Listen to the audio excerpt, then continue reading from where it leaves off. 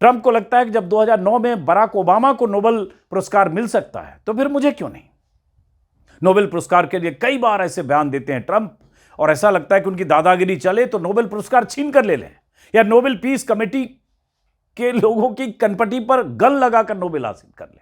Nobel peace committee को भी लगता है कि अगर दुनिया को धमकाने, डराने और युद्ध के मुहाने की तरफ धकेलने वाले शख्स को अगर शांति पुरस्कार दे दिया गया तो नोबेल पुरस्कार के मायने खत्म हो जाएंगे। यही वजह होगी। अब आते हैं ग्रीनलैंड को लेकर ट्रंप की सनक पर। ट्रंप ने 2 दिन पहले ग्रीनलैंड पर डेनमार्क का साथ देने वाले यूरोप के 8 देशों पर 25% तक अतिरिक्त टैरिफ थोपने का ऐलान किया। नेटो की अहमियत और हैसियत पर भी सवाल उठाए। ट्रंप ने कहा कि अब नेटो से जुड़े ब्रिटेन और जर्मनी जैसे देश ग्रीनलैंड को लेकर कुछ भी कहें, मुझे इसकी परवाह नहीं।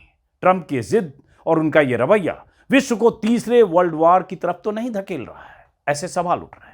जिस तरह से यूरोपीय देशों ने ट्रंप की टैरिफ वाली धमकी को ब्लैकमेलिंग बताते हुए अमेरिका के सामने नहीं झुकने का ऐलान किया है, उससे नए खतरे पैदा हो रहे हैं। Britain, Germany, Norway, Finland, Sweden जैसे देश हर हाल में डेनमार्क की संप्रभुता की हिफाजत के लिए खड़े नजर आ रहे हैं।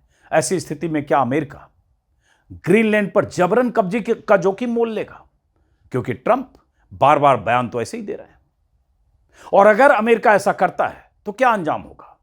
दुनिया के तमाम एक्सपर्ट्स इसका जवाब तलाशने में लगे हैं। वाशिंगटन के एक प्रोफेसर विलियम ग्लैस्टन के हवाले से भास्कर ने आज ही एक पीस छापी है। प्रोफेसर विलियम के मुताबिक नेटो के मुखिया के तौर पर अमेरिका इस सैन्य संगठन के 1600 अरब डॉलर के बजट में आधा खर्च उठाता है। ट्रंप अब ग्रीनलैंड पर फिलहाल पीछे हटने को तैयार नहीं दिख रहे हैं। दुनिया 3rd वर्ल्ड वॉर के मुहाने पर आ सकती है और यह बहुत ही बड़ा खतरा है।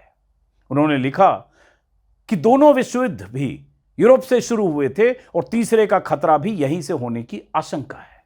तो कुल मिलाकर ट्रंप दुनिया को नए खतरे की तरफ तो नहीं धकेल रहे हैं। वेनेजुएला के राष्ट्रपति और उनकी पत्नी को उनके घर से किडनैप करवाकर अमेरिका ट्रंप ले जा चुके हैं। ईरान से भिड़ने को तैयार हैं। क्यूबा से लेकर दूसरे देशों को धमका रहे हैं। रूस और चीन को बार बार उकसा रहे हैं।